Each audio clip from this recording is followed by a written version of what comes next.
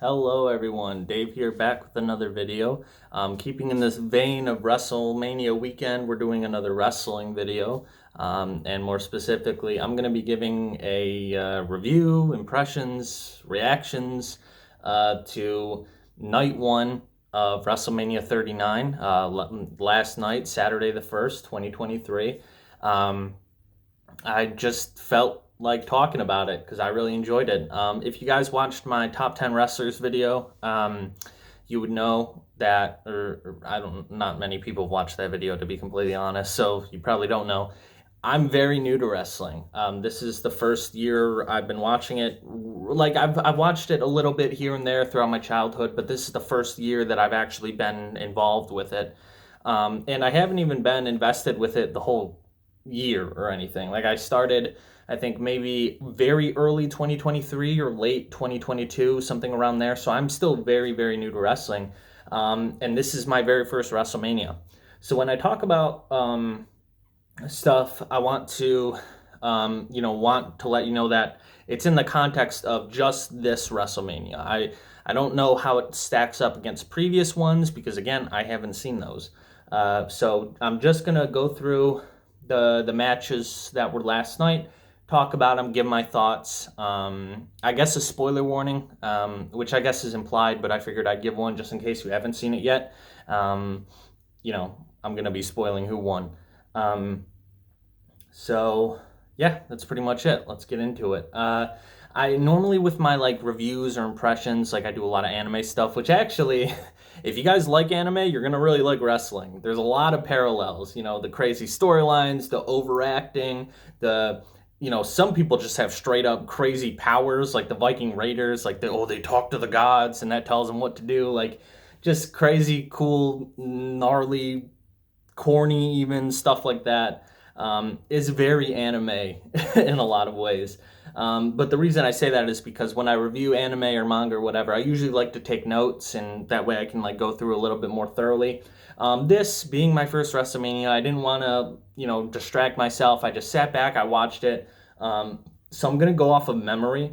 If I forget an important detail, apologies, but I'm just going off of memory. I'm gonna just go through, say what I think, and that'll be that. So I don't think these matches are in order, but I'm just gonna go with just how it is on this website here. So the United States Championship, Austin Theory versus John Cena. I thought it was a fun match, a good way to kick off the show. A lot of people love John Cena. I really like John Cena. He just seems like such a great guy. The shout out to the Make-A-Wish Foundation and John Cena being the most, like, the person who's granted the most amount of wishes in the history of Make-A-Wish or something like that is really just impressive, but it also just is like really cool to see, that John Cena cares that much about people. I knew, and I'm very new to wrestling, but I knew Austin Theory would win because again, John Cena isn't. I don't think he's like, obviously he's not fully retired because he just wrestled last night, but he's not like still active, I guess, if that makes sense. So if he had won the belt, then he would have to retain it, which means which probably would then mean he would just lose it Monday night on Raw or something like that. So it kind of wouldn't have really made a whole lot of sense. I would have obviously loved John Cena to win. A lot of people would have loved John Cena to win because Austin Theory is a heel. A lot of people don't like him. He's very pompous, very, very in your face,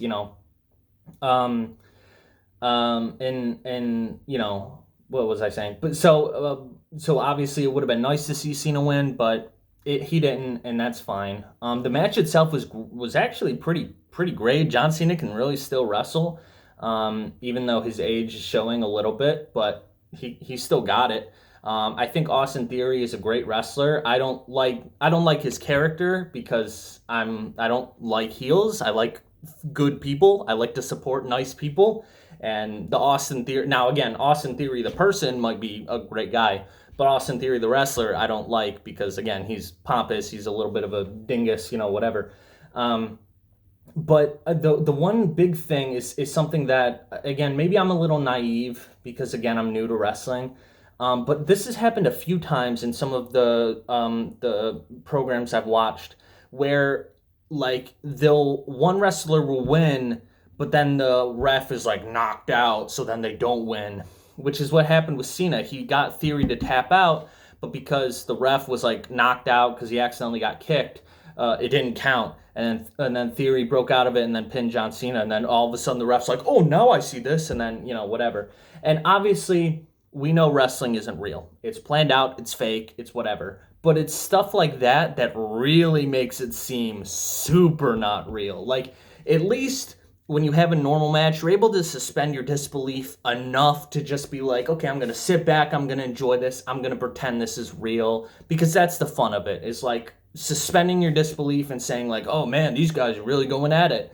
But like when silly, corny stuff happens like that, well, if like, oh, the ref didn't see it, and like the moral victory of like, oh, John Cena won, but he didn't actually win. Like, maybe I'm a little naive again, like I said, but those sort of victories kind of annoy me. It was the same thing that happened with Sami when he fought Roman Reigns. Like, Sami got the moral victory, which again was nice to see.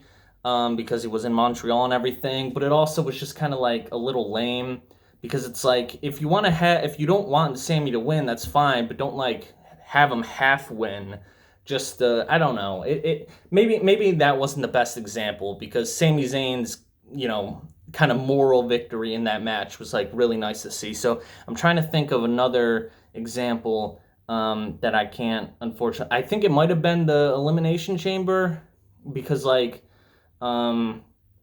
Theory won that by like Logan Paul interfering and the ref like didn't notice or was knocked out or something stupid like that where you just kind of like, again, it's all fake, that those stuff like the ref getting knocked out, that's part of it, but I personally don't like that because it makes it seem way more fake than it actually is because it's like that wouldn't happen, dude. That doesn't happen. Like, I don't know, maybe again, I'll fully admit that maybe I'm just a little naive. Maybe that's part of, obviously it's part of it, but you know what I mean? Like, I don't know. It just doesn't really sit well with me. If you want Cena to lose, have him lose, but don't have him like win, but also lose. Like, that's just, I don't know. It just seems a little overly silly to me.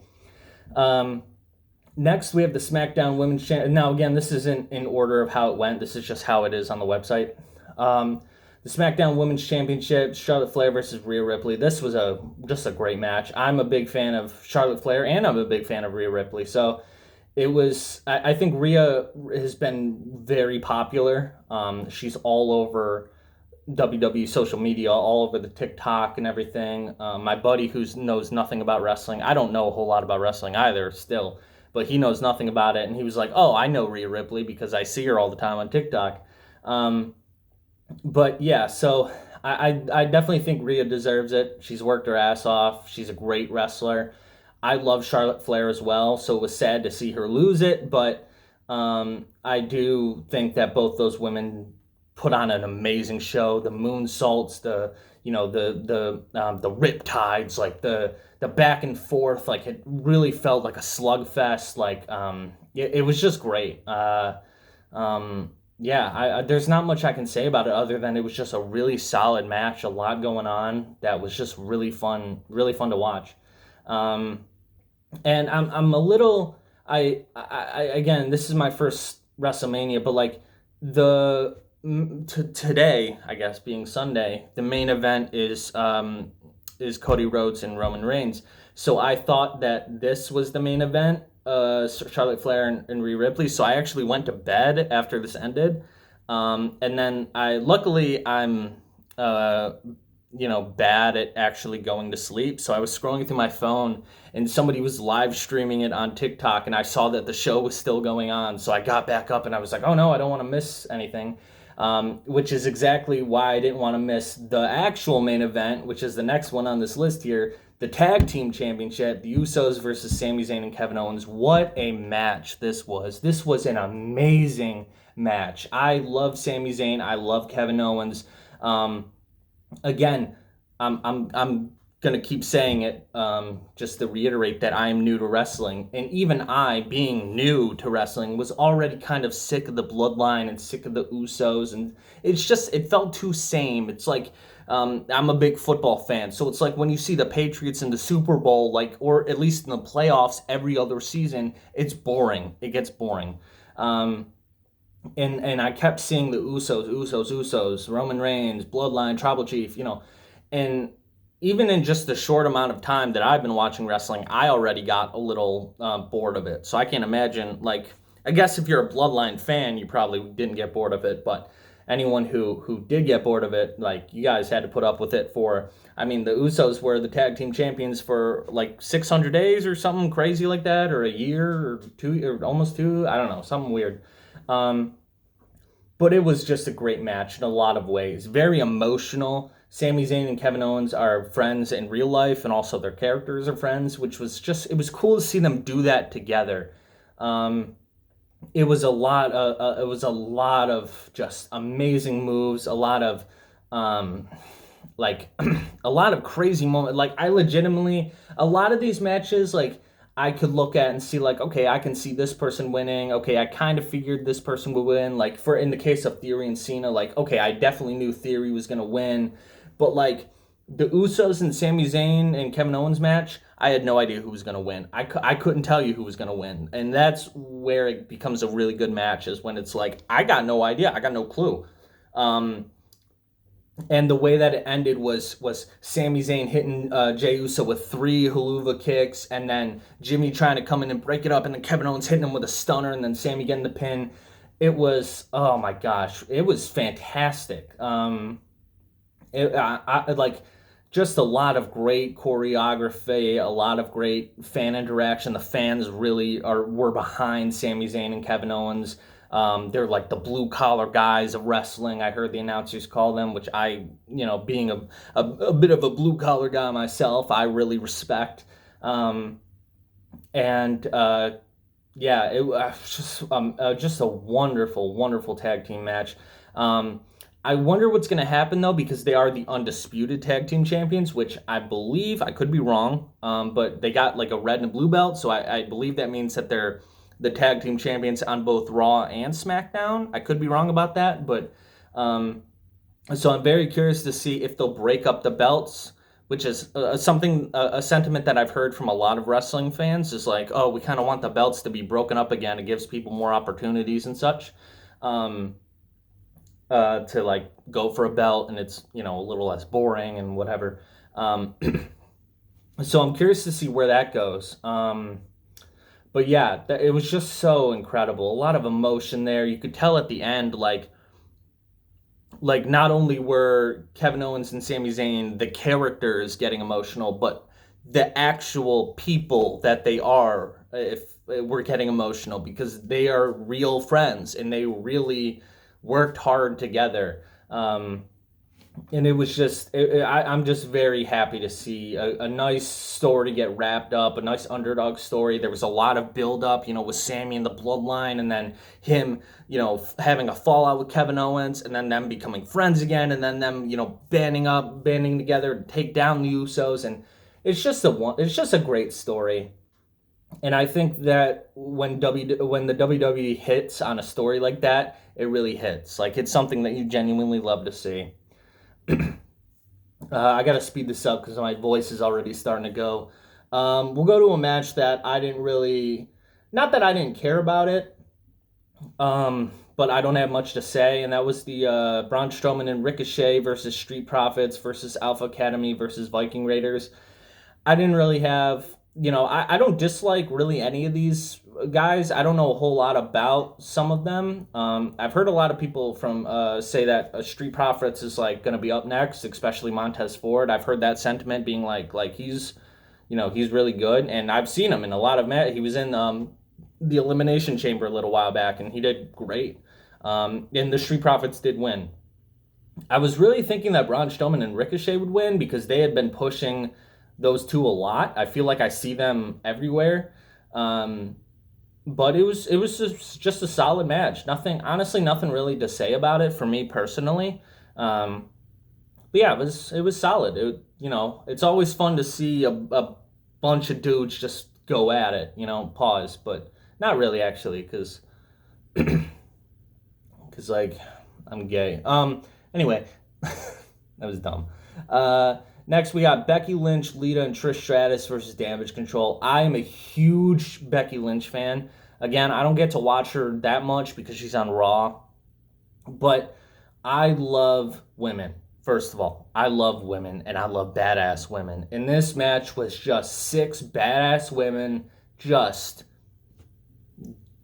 going at it, and obviously Becky Lynch being a big fan of hers, and then Lita and Trish Stratus being two wrestlers that were like from way. I mean, obviously everybody is from before I started watching, but like from before, from older eras. Like they were wrestling, I guess, when I was a kid. Which is very cool to see them come back, and they still have it. They still really have it. They like, you could have told me that Lita and Trish Stratus were like on the roster now and like not retired or whatever, and I would have believed you, because they are so good. It was a great back and forth, a lot of really interesting just a lot of really interesting moves, a lot of really cool moments. There was one point, especially during the beginning, Damage Control was trying to like kind of keep Becky on one side of the ring so she couldn't tag in. So Becky Lynch was essentially fighting all of Damage Control by herself, which was kind of cool. I'm very happy that Becky, Lita, and Trish won. I love just watching, I just love watching women be awesome.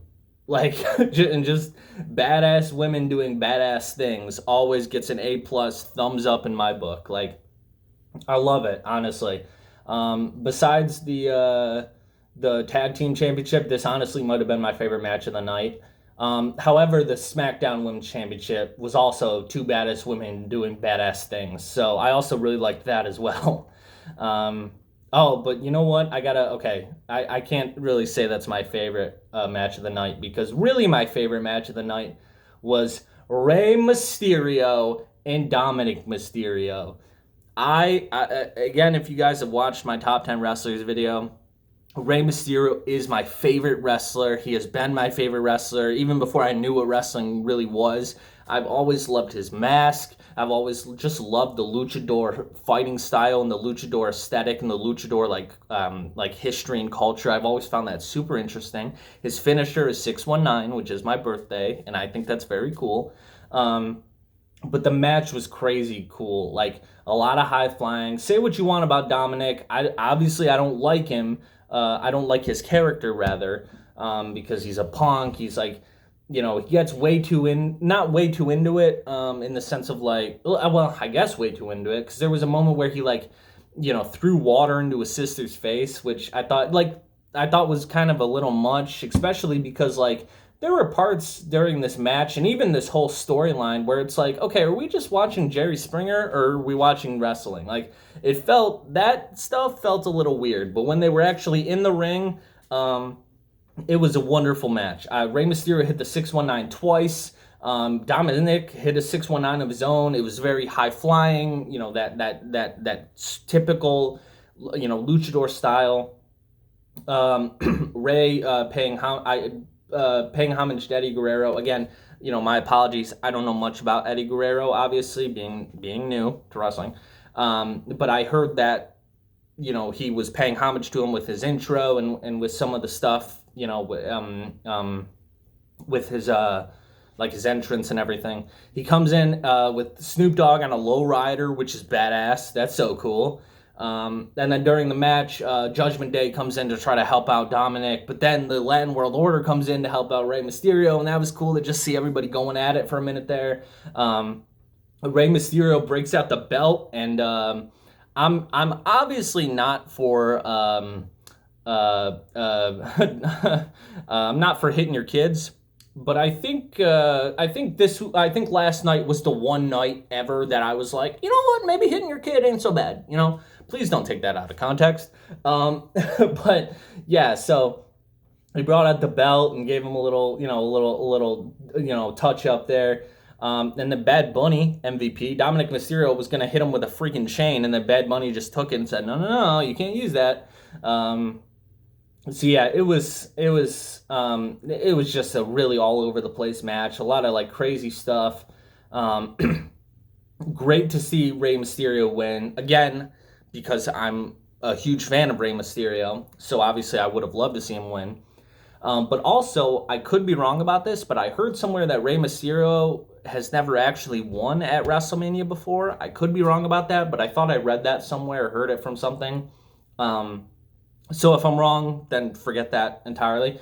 But if I'm not, it also is cool to see that this guy got inducted to the Hall of Fame and then won his first ever WrestleMania event match in the same weekend. So so that was cool to see. I'm running out of steam here. So yeah, Rey Mysterio, I love him. It was a great match, honestly, really, really great match. I'm very curious to see where they go with the Dominic versus Rey storyline now because it kind of, I don't know if it finished, but like Rey put him in his place. Dominic got what he wanted. He kept asking, hit me, fight me. And then Rey did, and he dusted him up. He touched him up. And now what, I don't know if they're going to, if Dominic's going to have a change of heart. I don't know if he's going to have some fallout with Judgment Day and he's going to come back to his senses and maybe they set up a Rey and Dominic versus Judgment Day type thing. That would be kind of neat, honestly, because Rey and Dominic were a tag team together for a long time. Or maybe not a long time, but like they were a tag team and they won, like they were the first father-son tag team to win the championship or something like that. So that's very cool. Oh, excuse me, my throat is getting so dry right now. I apologize. But we're on the last match. Seth Rollins and Logan Paul. Whatever. It was a whatever match for me. I don't dislike Seth Rollins. A lot of people love Seth Rollins.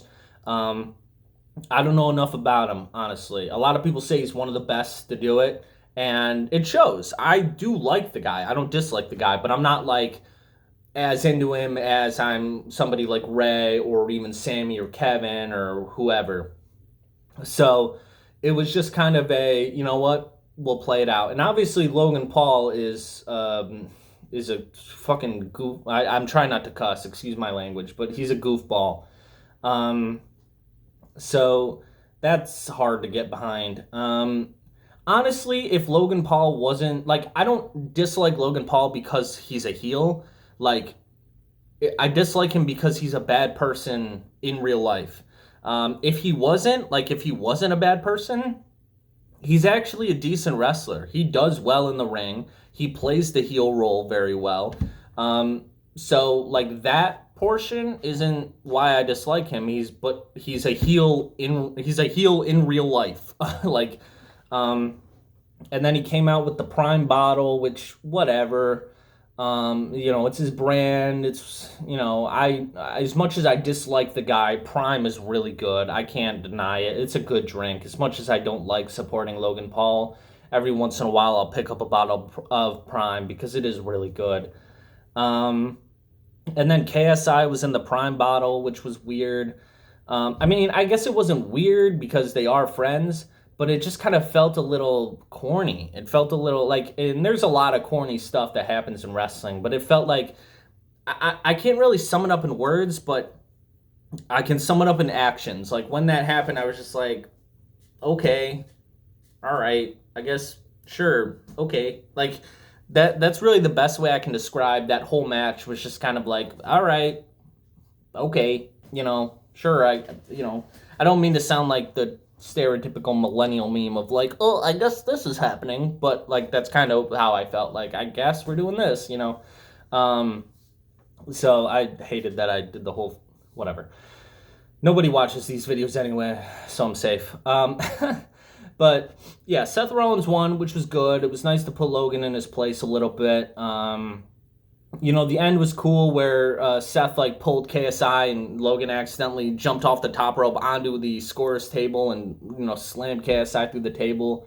But the whole match just kind of it just had, and maybe just cause it was Logan Paul. Like maybe if it was anybody else, it would have been, I wouldn't have felt this way. But the whole time I was sitting there just kind of just like something about it just felt a little too cornbally. And I think it was because I'm watching Logan Paul, the vlogger, the crypto guy, the Vine guy, the guy who filmed the person in the suicide forest. I'm now watching him at WrestleMania. Like that, it just felt weird and it didn't feel right, I guess. But it is what it is. I mean, it was fine, I guess, but it did feel. And then of course KSI, and then you see KSI in a Prime bottle costume vlogging while Seth Rollins is on the table. That felt like, all right, but whatever. But that was it. That was night one. Oh, also, there was a little impromptu fight. Pat McAfee versus The Miz. Pat McAfee can actually freaking wrestle, man. And then George Kittle popped out, which is fun to see. It wasn't like an actual whole fight. The Miz like left because he was like, I don't want to deal with this. I don't know if that's a storyline they're gonna go with, or if that was just kind of something fun for the fans. But that was fun, I guess. But anyway, yeah, that was night one. I don't normally give scores to things. I just kind of give my impressions and then roll with that.